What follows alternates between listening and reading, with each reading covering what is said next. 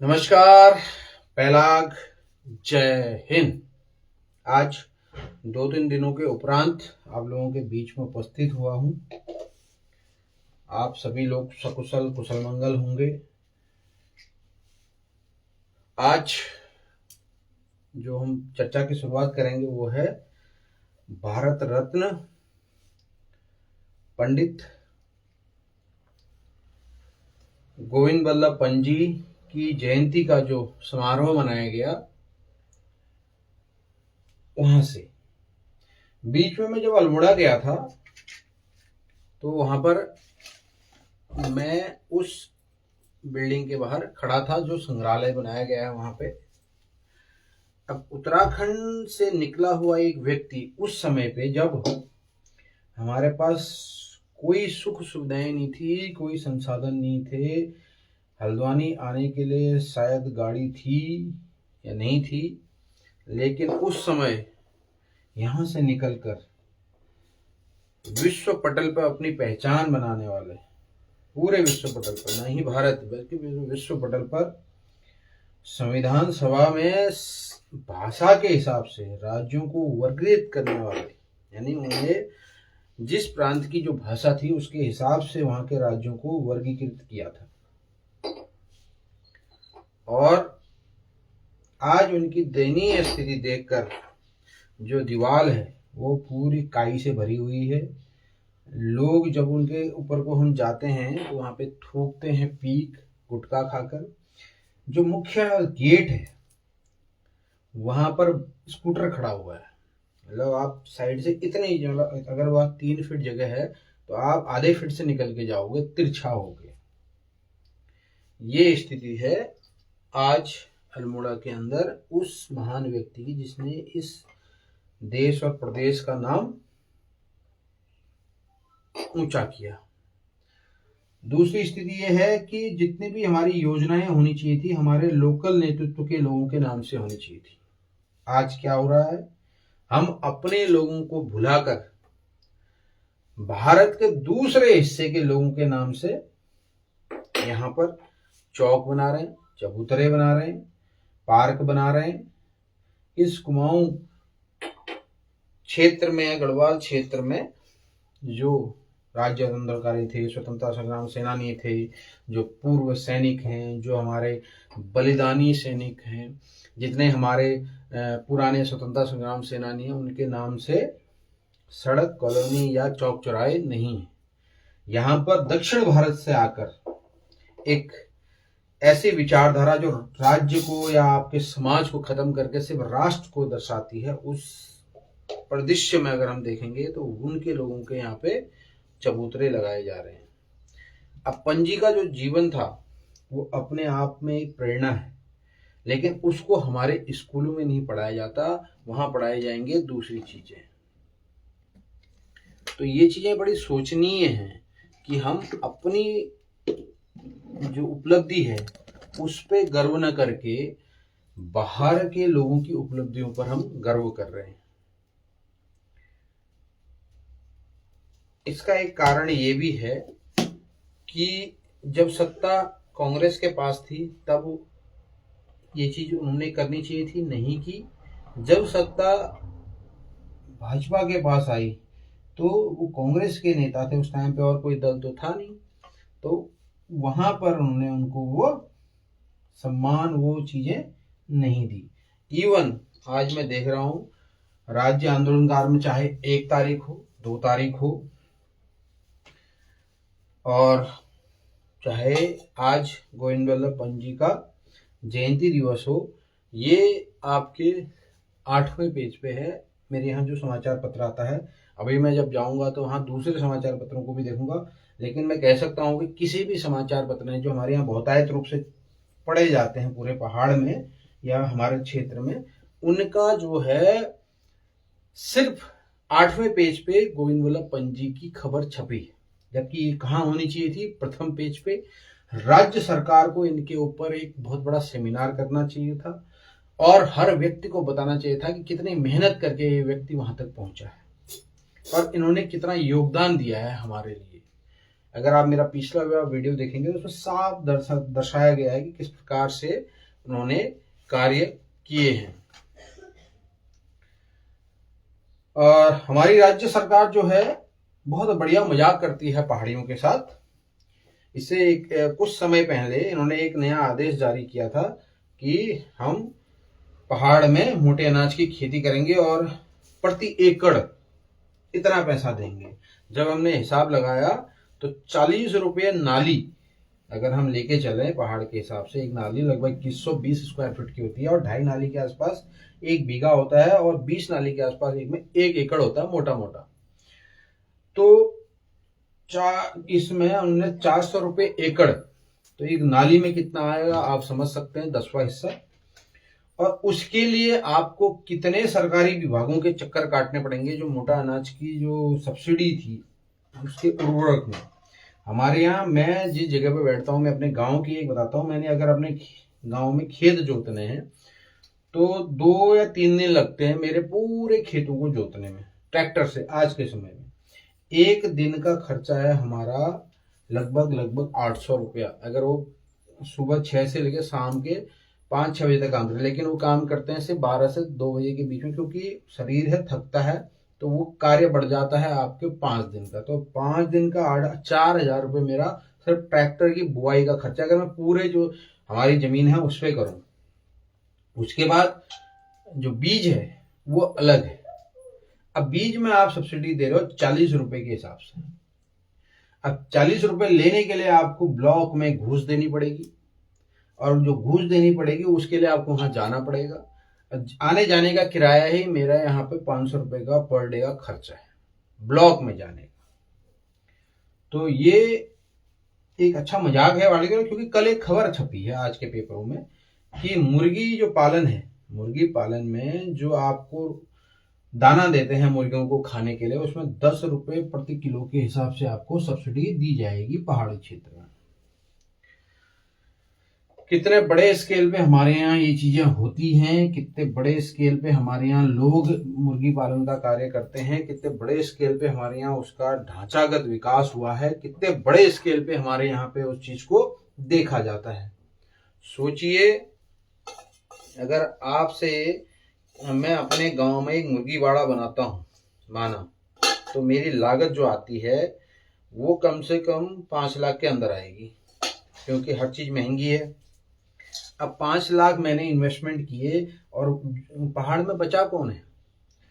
हम सब पलायन हो गए जिसके पास संसाधन थे। अब जिस व्यक्ति के पास पैसा है, अगर वो वहां पे लगाता भी है तो 5 लाख रुपए तो उसके हो, फिर एक व्यक्ति या 2 व्यक्तियों को वहां पे स्थायी तौर पे रोजगार देना पड़ेगा। और आप मजाक कर रहे हो कि 10 रुपए प्रति किलो की आप सब्सिडी दोगे, और उस सब्सिडी के लिए कितना भागना पड़ेगा? वो सब्सिडी आएगी कैसे? क्योंकि आपको पता है कि सरकारी क्षेत्र जो है हमारे यहाँ कैसे काम करता है। बिना घूस दिए सरकारी क्षेत्र काम नहीं करता है। कुछ भी आपको करना है आपको घूस देनी पड़ेगी सर, नहीं तो सरकार तो काम करती ही नहीं, सरकारी क्षेत्र के लोग तो काम करेंगे ही नहीं। तो आप सोचिए कितना पैसा आप देंगे। अब मैं वो जो एग्जांपल दिया आपको कि भाई इतने किलोमीटर में इतना जाना पड़ेगा, क्योंकि ये कहाँ से मिलेगा, पशुपालन विभाग कहाँ से देगा, कैसे देगा, ये जब आपके पास आएगा तब तक ये एब्सोल्यूट हो जाएगा आपके समाज से। तो 10 रुपए किलो प्रति गारंटी। अब आपने बिल भी लेने हैं और पक्के बिल लेने हैं। अब बीच में एक खबर आई थी कि भाई जो सोलर पंप बाजार में 2 लाख रुपए के अवेलेबल हैं वो आपको सब्सिडी पे 4 लाख की दिए जा रहे हैं। तो सब्सिडी कहाँ बची? ये एक सोशल मीडिया की खबर की पोस्ट की मैं बात कर रहा हूँ, सत्यता की बात मैं नहीं कर रहा हूँ, ये आप ढूंढ सकते हैं। तो किस प्रकार से पहाड़ियों के साथ एक ऐसा मजाक किया जाता है जिसकी कोई सीमा नहीं होती। ये थे हमारे जो पशुपालन मंत्री हैं, वो ये कह रहे हैं। अब मैं जब बीच में देहरादून गया था, वहां मैंने इलेक्ट्रिक बस में ट्रैवल किया था। तो इलेक्ट्रिक बस में जो ट्रैवल किया था, तो मैं वहां से सेलाकुई गया था देहरादून से इलेक्ट्रिक बस में। बहुत अच्छी सेवा है, बढ़िया है, ठीक चल रही है। अब मैंने जब वहां पे लोगों से बात की तो लोग कह रहे हैं कि इसमें रोजगार किसको दिया है। अब मैं राज्य सरकार से या फिर यहाँ के जो बड़े बड़े हैं उसमें वो रोजगार किसको मिला है? क्या किसी पहाड़ी को मिला है कि यहाँ पे क्या हमारे मूल निवासी को मिला है? वो बाहर के लोगों को रोजगार मिला हुआ है। जो वहां पे जब मेरी बात हुई लोगों से कि बोला ये सारे लोग बाहरी हैं और यहाँ पे वो 1 साल रहेंगे, यहाँ के स्थायी नागरिक बन जाएंगे नए कानून के हिसाब से। एक वोट बैंक बन गया सरकार का। तो कि अभी फिर से ये संचालन बढ़ेगा, यानी बसें बढ़ेंगी तो एक ड्राइवर और एक कंडक्टर प्लस मेंटेनेंस चार्ज सब बढ़ेगा। तो उसमें पहाड़ के लोगों को कितना रोजगार मिला है सोचिए। यहाँ के मूल निवासी को, जिसके लिए राज्य बना था, उसकी क्या दयनीय स्थिति है इसी राज्य सरकार के अंदर। आप देखिएगा इस चीज को, बहुत छोटी चीज में आप देखिएगा क्योंकि आपका रोजगार कैसे बाहर के लोगों को दिया जा रहा है पूरी तरह से। कल मैं एक आर्टिकल देख रहा था, वहां पे साफ लिखा हुआ है कि पंजाब और हिमाचल को राहत पैकेज दिया गया है, तो उत्तराखंड से क्यों इतनी सौतेला व्यवहार? यहाँ हम सुनते थे कि प्रधानमंत्री जी कहते हैं कि अगला दशक जो है उत्तराखंड का होगा। कौन से उत्तराखंड का? कांग्रेस के द्वारा बसाए गए उत्तराखंड का, भाजपा के द्वारा बैठाए गए उत्तराखंड का, या फिर राज्य जिस उत्तराखंड जो राज्य की स्थापना की गई थी जिस सपने के साथ, जिस आधार के साथ, उस उत्तराखंड का? यहाँ के जो पर्वतीय क्षेत्र के लोग हैं वो हमेशा कष्ट में रहे हैं। बीच में धामी जी ने, जो हमारे मुख्यमंत्री हैं, उन्होंने दौरा किया था बागेश्वर का। तो बागेश्वर जब जगह पे गए थे, उस जगह पे चूने की लाइन डाली गई थी। मतलब आप वीवीआईपी विजिट पे जा रहे हो जहां पे जान गई है, जमीन गई है, पर्यावरण को नुकसान हुआ है, बादल फटा हुआ है। तो दीपा ये फोन, तो ये है। अब ये कहानी कैसे बनती है? हमारे साथ इतना बड़ा क्रूर मजाक किया जाता है, मजाक में मजाक किया जा रहा है। क्या पैसा मिला है धराली लोगों के, लोग जो मकान गए हैं, जान गई है, क्या आप सब्सिडी देंगे? फिर वही सरकारी चक्कर, फिर वही पटवारी, एसडीएम, तहसीलदार, इन सब को और पुनर्वास योजना क्या है? धामी जी कह रहे हैं कि हमने अधिकारियों को निर्देशित कर दिया है, निर्देश दिया है कि पुनर्वास योजना पे कार्य किया जाए। आप जिस पद पे बैठे हो धामी जी, उस पद पे निर्देश नहीं जाते, आदेश दिए जाते हैं। संविधान आपको ये अधिकार देता है। लेकिन आप पहाड़ियों को, यहीं पे अगर बाहर के लोगों के घर डूबते हैं तो आप लोग उनके सामने खड़े हो जाते हो। देहरादून का विकास आप कर रहे हो, हल्द्वानी का विकास कर रहे हो, लेकिन गांव में जो पंचौरी गांव है उसका विकास करने की जिम्मेदारी भी आप ही की है। तो जिस प्रकार से मजाक बनाया जा रहा है पहाड़ियों का और उनके रोजगार को छीना जा रहा है, बड़ी सोचने की बात है। क्योंकि अभी पता चल रहा है, सुनने में आ रहा है कि मोदी जी यहाँ पर आएंगे और घूमेंगे, और लेकिन अभी तक जो राज्य सरकार है, केंद्र सरकार है, यहाँ पर दोनों पे ही भारतीय जनता पार्टी है और उन्होंने अभी तक राहत पैकेज नहीं दिया है। और कांग्रेस क्या कर रही है? जो मित्र विपक्ष है वो चुपचाप बैठी हुई है, देख रही है, एक दो स्लोगन लिख दे रही है, ना कोई आंदोलन कर रही है, ना धरना दे रही है कि पहाड़ के लोगों के लिए राहत पैकेज मिले और सीधा उनको मिले। कितना मिले, कितने के लिए उनका? क्योंकि एक व्यक्ति का जब मकान टूटता है, जमीन जाती है, तो कम से कम नहीं तो 2 से 3 करोड़ रुपए उसको मिलने चाहिए, ताकि वो एक नई जगह जाके अपना मकान बना सके। क्योंकि इतनी लागत पहाड़ में आती है, जिस प्रकार से कह रहे हैं ना, 10 रुपए किलो मुर्गियों के राशन पे जो भोजन है उसके ऊपर 10 किलो रुपए की सब्सिडी देंगे, तो 100 किलो गट्टे में आपके 1000 रुपए की सब्सिडी हुई। अब वो सब्सिडी आपके खाते में सीधे नहीं आएगी। पहले उस सब्सिडी को लेने के लिए आपको 5000 रुपए खर्च करने पड़ेंगे, 2000 रुपए खर्च करने पड़ेंगे, आना जाना खाना, उस जगह पे जाना, सरकारी विभाग में एप्लीकेशन लगाना, फिर वो आपकी जीएसटी के साथ बिल देना। तो आप सोचिए आपकी जो सब्सिडी है वो वहीं पे अटक जाएगी। ये पूरी तरह से एक नियंत्रित और षड्यंत्रकारी योजनाएं हैं जो बताई जाती हैं, यहाँ पे कही जा रही हैं। बहुत ये जरूरी है कि अभी आज के अगर आप समाचार पत्र देखेंगे तो उसमें पूरे हल्द्वानी का कायाकल्प करने के लिए, बारिश के बाद जो सड़कें टूटी हैं उनको बनाने के लिए, जितने चौराहे हैं उनको डेवलप करने के लिए, यहाँ पर जो सरकार है वो भारतीय जनता पार्टी की है और उसको यहाँ के राज्य के मूल निवासियों की कोई चिंता नहीं है। और खुद हम लोग डिमांड नहीं कर रहे कि ये जो चाहे कुमाऊनी क्षेत्र हो चाहे गढ़वाली क्षेत्र हो, वहां पर हमारे ही लोगों की जो मूर्तियां हैं, हमारे लोगों के नाम पे जो पार्क हैं, हमारे नाम लोगों के नाम पे जो सड़कें हैं वो बननी चाहिए। लेकिन भारत में जो बाहरी राज्यों के लोग यहाँ पर आकर जिन्होंने देश विदेश में बहुत नाम कमाया, बाहर के हैं लेकिन इस प्रदेश के नहीं है, न कभी रहे हैं इस प्रदेश के, उनके लिए यहाँ पर चौराहे बनाए जा रहे हैं, उनके लिए सड़कों का नाम लिखा जा रहा है। क्योंकि होगा क्या इससे कि हमारा जो अपना इतिहास है, जो मैं पहले भी कहा, हमारा जो अपना इतिहास है हम अपने बच्चों को बता ही नहीं पाएंगे। हमारा बच्चा तो सुबह शाम देखेगा कि भैया ये अटल बिहारी वाजपेयी जी का मार्ग है, वो जिस पथ पे चल रहा है, जबकि वो होना चाहिए यहाँ के स्वतंत्रता संग्राम सेनानी का, गोविंद बल्लभ पंत जी का, कालू महर जी का, या जितने भी हमारे यहाँ शहीद हुए हैं, हमारे बलिदानी हुए हैं, चाहे वो मेरे गाँव का गिरीश सामंत था उसके नाम से, चाहे वो मेरे दादाजी थे जो स्वतंत्रता संग्राम सेनानी थे उनके नाम से, या मेरे नाना जी थे जो राज्य आंदोलनकारी थे उनके नाम से, या हर उस व्यक्ति के नाम से जिस व्यक्ति ने इस राज्य को बनाने में योगदान दिया है।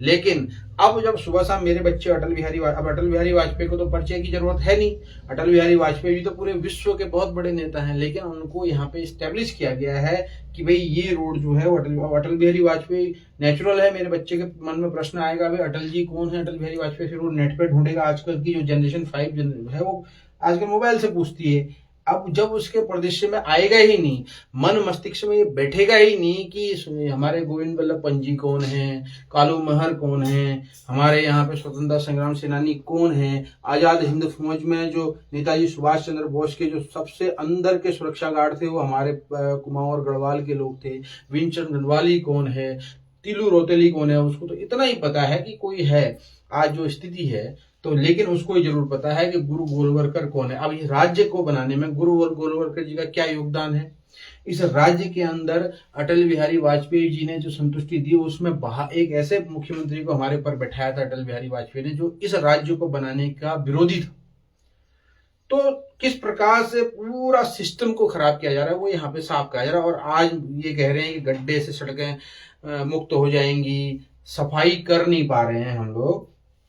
मैं पूरा नगर निगम क्षेत्र घूम रहा हूँ, यहाँ पर इतनी गंदगी बैठी हुई है, नालियां बंद पड़ी हुई हैं, बांस के डंडों में लोगों ने अपने घरों से सपोर्ट देके बिजली के तार इकट्ठे कर रखे हैं, तार झूल रहे हैं, गड्ढे गड्ढे हैं सड़कों में, और हम कह रहे हैं कि हम एक बढ़िया सा चौराहा बनाएंगे और उसमें हम बाहर के लोगों की मूर्तियां अनावरण करेंगे। तो ये बहुत गलत बात है, क्योंकि यहाँ जब बाहरी लोगों का बहुत प्रभाव बढ़ गया है, एक व्यक्ति बाहर से आकर कहता है कुमाऊनी समाज को तो अपनी 3-4 पीढ़ियों का ही नहीं पता होगा। तो विवेक सवरा नाम का व्यक्ति इसलिए बोल पा रहा है क्योंकि उसको संरक्षण मिला हुआ है बाहर की राष्ट्रीय दलों का, बाहर से आए हुए दोनों, क्योंकि इन दोनों ने अपने मुंह पे कोई पट्टी नहीं मारी। जब समाज को गाली दी जाती है तब हमारे यहाँ के जो माननीय विधायक है कालाढूंगी वंशीधर भगत जी वो धरने पे नहीं बैठते हैं। जब अपने कार्यकर्ता के साथ कुछ बातचीत होती है, झड़प होती है, उसके पुलिस पकड़ के लाती है, तब वो धरने पे बैठ जाते हैं। यहाँ पर जिस प्रकार से अपने मतलब मेरे साथ कुछ गलत ना हो लेकिन समाज के साथ गलत हो जाए, बेटी की हत्या हो जाए, बेटी का बलात्कार हो जाए, किसी व्यक्ति का पैसा मारा जाए, समाज में जब हम बात करेंगे तो उसके लिए कोई खड़ा नहीं होता है। लेकिन जब अपने पे बात आती है तो हम पूरा रोड जाम कर देंगे, हम पूरा थाना जाम कर देंगे, ये सब चीजें यहाँ पे चलती हैं। अभी हमारे पड़ोस में आपने देखा होगा कि किस प्रकार से आंदोलनों की आड़ में एक बहुत बड़ा सत्ता का परिवर्तन हुआ है। मैं बात कर रहा हूं नेपाल की। तो जिस प्रकार से दिखाया जा रहा है कि नेपाल में सोशल मीडिया बैन होने से ये विद्रोह हुआ है युवाओं का, जी नहीं। अगर आप नेपाल को बहुत नजदीक से देखेंगे, हमारा तो बेटी रोटी और परस्पर संबंध है। जिस क्षेत्र से मैं आता हूँ पिथौरागढ़, वो सीमांत जिला है, वहां पर चाइना का और अमेरिका का बराबर का योगदान है। हमने पहले भी वीडियो में कहा है कि पीलीभीत और हमारे बैतडी जिला और ये जितने भी बड़े, यहाँ तक सरदार और बुद्धिस्टों का धर्म परिवर्तन कराया है यूएस ने, और चाइना ने यहाँ पे पूरी कम्युनिस्ट लॉबी खड़ी कर दी है। तो ये दोनों के दोनों जो हैं पूरी की पूरी तरह से इस देश को बर्बाद करना चाह रहे हैं, क्योंकि इनका टारगेट भारत है। अब वहां पे हम ये नहीं कह सकते हैं कि वहां के युवा पूरी तरह गलत है। हाँ, जो जिस प्रदेश में वो कर रहे हैं वो गलत है, लेकिन युवाओं के साथ जो वहां अत्याचार हुआ है, क्योंकि जब मैं आज से 40 साल पहले देखता हूं, जो व्यक्ति हमारे गांव में लेबरी का काम कर रहा था, आज भी वो अपने गांव में लेबरी का ही काम कर रहा है। जब मैंने उनसे पूछा भाई जब राजशाही गई आपकी, क्योंकि हम लोग तो इनके साथ कनेक्टेड रहते हैं, तो हमने पूछा कि भाई तुम्हारे यहाँ राजशाही गई तो लोकतंत्र आया, आपको तो बहुत फायदा हुआ होगा, विकास हुआ। बोला सर हमारी स्थिति और भी बदतर हो गई है। लड़कियों को वहां पे, जो लड़कियां हैं उनको वहां पे देह व्यापार में स्मगलिंग करके झोंका जा रहा है। जो हमारा बॉर्डर वाला एरिया है धारचूला से नीचे वाला, उसमें आप देखिए स्मगलिंग का बहुत बड़ा क्षेत्र है। एसएसबी वहां करती है, पुलिस वहां, फिर भी जो ह्यूमन ट्रैफिकिंग है सबसे ज्यादा उसी क्षेत्र से होती है। और जिस प्रकार से न वहाँ स्वास्थ्य है, न चिकित्सा है, न वहाँ शिक्षा है, न रोजगार है, भ्रष्टाचार पे भ्रष्टाचार है, सिर्फ अधिकारी और नेता ही मालामाल हुए हैं। और वही चीज हमारे उत्तराखंड में भी हो रही है। यहाँ पर नेता और अधिकारी मालामाल हो रहे हैं, आम जनता जो है बिल्कुल बर्बाद हो चुकी है। आप चाहे बागेश्वर देख लो, उत्तरकाशी देख लो, चमोली देख लो, पिथौरागढ़ देख लो, जितने भी पर्वतीय जिले हैं, चाहे अल्मोड़ा, वहां पे स्वास्थ्य सेवाओं का क्या हाल है, शिक्षा का क्या हाल है, रोजगार का क्या हाल है। तो एक ही पहलू से हम उसको नहीं देख सकते। वो चीज अगर उन्होंने अपनी संसद जलाई है तो उनका एक ऐसा कृत्य है जिसको कोई दिशा नहीं दी गई। वो जिस तरफ गए, भीड़ जिस तरफ बढ़ती चली गई, वो हुआ है। तो ये चीजें बड़ी अजीब हुई हैं, क्योंकि जिस प्रकार से हम देखते हैं कि हमारे अगल बगल, अब कल के दिन अगर हम इसी को, सोशल मीडिया को इस देश में लेके चलें कि आपको कहा जाए कि भैया आपको एक सेंटर खोलना है या ये कहा है, तो यहाँ पे भी ये चीजें कराई जाएंगी। इसलिए शासन प्रशासन को पहले से मुस्तैद रहना पड़ेगा, पहले से ही लोगों के बीच में जन चेतना पैदा करनी पड़ेगी कि भाई कल के दिन अगर आप अपना कस्टमर केयर सेंटर हम यहाँ खोलते हैं, जिस प्रकार से हमने चाइना के यहाँ पर ऐप बंद किए, लेकिन नेपाल में बंद नहीं है। नेपाल में परमिशन लेने वाला भी चाइना की ही ऐप है। अमेरिकन ऐप जितनी कंपनियां हैं, चाहे मेटा हो, यूट्यूब हो, फेसबुक हो या ट्विटर हो, उन्होंने परमिशन नहीं ली है। लेकिन चाइना की अगर आप कंपनी देखें, टिकटॉक, ट्विटर, वाइव, विवो, वो सब वहां पे परमिट ले चुके हैं, तो वो चल रहे हैं। अब मार्केट किसका बढ़ा? मार्केट बढ़ा उन कंपनियों का। अब दो बड़े महाशक्तियों के बीच में छोटा सा राष्ट्र पिसरा और उसका सीधा असर हमारे ऊपर पड़ रहा है। अब ये चीजें निकल के आती हैं, यहाँ के सरकारों के लिए भी एक चेतावनी है।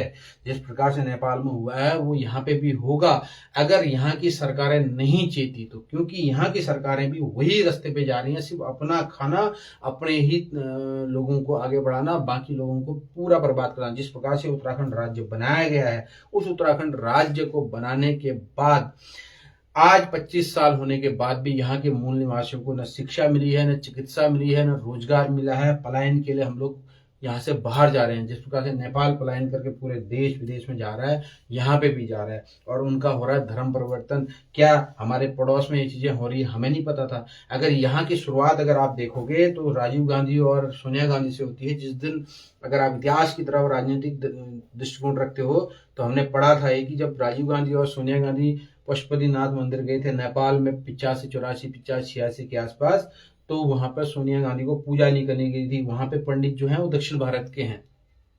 और उसके बाद 86 में पूरा ब्लॉकआउट हुआ था नेपाल के लिए। तो सोचिए वहां से वो बैठी हुई हैं जड़ें, और उस प्रकार से फिर किस प्रकार से कम्युनिस्टों ने पूरा का पूरा देश को कब्जा किया। और 2008 या 7-8 में यहाँ पर सरकार, एक लोकतांत्रिक सरकार बनाई डमी, लेकिन वो सिर्फ लूटने के लिए, जनता को उससे कोई फायदा नहीं मिला। राजशाही वहां पे, जबकि भारतीय जनता पार्टी राजशाही के पक्ष में थी। अगर मैं 96 से मैं समझूं इस चीज को, जब से हमारे बगल में राजशाही थी, भारतीय जनता पार्टी राजशाही के पक्ष में थी। क्योंकि राजशाही एक ऐसा सिस्टम था जो लोकतांत्रिक तो नहीं था, लेकिन हाँ लोकतंत्र से मिलता जुलता था। और वहां पर भारतीय जनता पार्टी का ही एक सांसद जब जाता है, जो खबर आती है उसमें वो झूठी रिपोर्ट देता है कि वहां पे लोग राजशाही नहीं चाहते हैं, वहां पे लोकतांत्रिक शायद चाहते हैं। तो अटल बिहारी वाजपेयी जी उस टाइम पे प्रधानमंत्री थे, उन्होंने किसी को भेजा था जो नेपाल मामलों का जानकार सांसद था। अगर आप नेट पे देखेंगे तो आपको मिल जाएगा सब कुछ। तो किस प्रकार से ये पूरा का पूरा घटनाक्रम हुआ है और किस प्रकार से ये चीजें घटी हैं, आज से नहीं घटी हैं, वहां से हैं। और उसकी आज जो प्रदेश, उस समय जो बच्चा पैदा हुआ होगा वो उसी अभाव से आज यहाँ पहुंचा है। वही परिस्थिति आज हमारे उत्तराखंड में बनाई जा रही है सरकार के द्वारा। वो विपक्ष को नहीं सुनती है। नैनीताल आपने देख लिया, बीच में चुनाव हुए, यहाँ पर किस प्रकार से गोलियां चली हैं। एक प्रकार से पूरा का पूरा राष्ट्र को नियंत्रण करने की बात हो रही है और आपकी आवाज को दबाने की बात हो रही है, आपके अधिकारों को दबाने की बात हो रही है, आपको रोजगार न देने की बात हो रही है। आप देखिए गढ़वाल में लोग उस घोटाले के लिए जो LUCC करके कंपनी ने जो इन्वेस्टमेंट कराया था उसके लिए CBI जांच नहीं कर रही है सरकार। तो जानबूझकर लोगों को अंदर वो फ्रस्ट्रेशन पैदा किया जा रहा है, तो यहाँ पे वो लोग बिल्कुल गलत नहीं है अगर वो अपने अधिकारियों और अपने नेताओं के खिलाफ है। हाँ, संसद जलाना, अराजकता का माहौल पैदा करना, ये जरूर गलत है। लोकतांत्रिक तरीके से तो सरकार सुन नहीं रही है, ये चेतावनी है। और विपक्षी दलों के लिए ये एक बहुत बड़ा अवसर भी है कि वो लोगों को इकट्ठा करें, और जब तक लोग इकट्ठा नहीं होंगे ये नहीं हो सकता है, लड़ाई नहीं हो सकती। इसलिए लोगों को भी चेतना पड़ेगा, अपने अधिकारों के लिए आवाज उठानी पड़ेगी। आपको आगे आना पड़ेगा कि जो चीज गलत है वो गलत है। अगर हम 2025 में भी आज हम आदि मानव युग में जीते हैं तो बहुत गलत है। काफी कुछ चीजें आज परिवर्तन हुई हैं, जिस प्रकार से आप लोगों की नजर दृष्टि भी बनी होगी। भारत जो है, क्योंकि उत्तराखंड हमेशा जो है वो एक सैनिक प्रदेश रहा है, कृषि प्रधान प्रदेश रहा है, देशभक्ति हमारे अंदर भरी कूट कूट कर भरी हुई है। लेकिन जब केंद्र और राज्य की सरकार हमको बर्बाद करने पे तुली हो और बाहर के लोगों को यहाँ पे बैठाने के लिए पूरी साजिश रच रही हो, तो इस प्रकार से पूरे के पूरे आप देखिए पूरे के पूरे राज्य में जो एक माहौल बना है, जिस प्रकार से प्राकृतिक संसाधनों का दोहन किया गया, ये सब राज्य सरकार के मिलीभगत से हुआ है। अब यहाँ पे हमारी मांग तो सीधी सी है भैया, सन 2000 के बाद जितने लोग भी यहाँ आए उनको यहाँ के रोजगार में अधिकार न दिया जाए।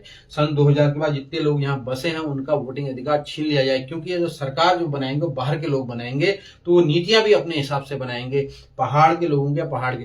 क्योंकि अगर हम लोग रोजगार में नहीं है तो नेचुरल बात है हम बड़े पैकेज में तो चले जाएंगे, इंजीनियर बन जाएंगे, डॉक्टर बन जाएंगे, लेकिन जब एक सर्टिफिकेट बनाने की बात आती है तो हम बाहरी व्यक्ति के सामने हाथ जोड़ के खड़े होते हैं कि साहब हमारा एक सर्टिफिकेट बना दो, क्योंकि हमारा राजनीतिक तंत्र बिल्कुल टूट चुका है। इस चीज को हमें सोचना पड़ेगा और समझना पड़ेगा कि कैसे हम लोकतांत्रिक तरीके से इस प्रदेश में वो सारी व्यवस्थाएं लागू कर सकें जो हम चाहते थे जब इस राज्य को बनाया गया था। बहुत बहुत धन्यवाद। नजरें बना के रखिए और अपनी आवाज जरूर उठाइए। जो चीज गलत है, जिसका हमारे समाज पर बहुत दूरगामी प्रभाव पड़ना है, जरूर उस पर नजर बना के रखिए। बहुत बहुत धन्यवाद। आज इतना ही। फौजी भुवन पहाड़ी हिंदू के साथ मैं आपसे निवेदन जरूर करना चाहूंगा कि आपके आसपास जो भी गलत हो रहा है उसका विरोध जरूर करिएगा, क्योंकि जब तक आप विरोध नहीं करेंगे तब तक आप उस चीज को बदल नहीं सकते। धन्यवाद। नमस्कार। पहला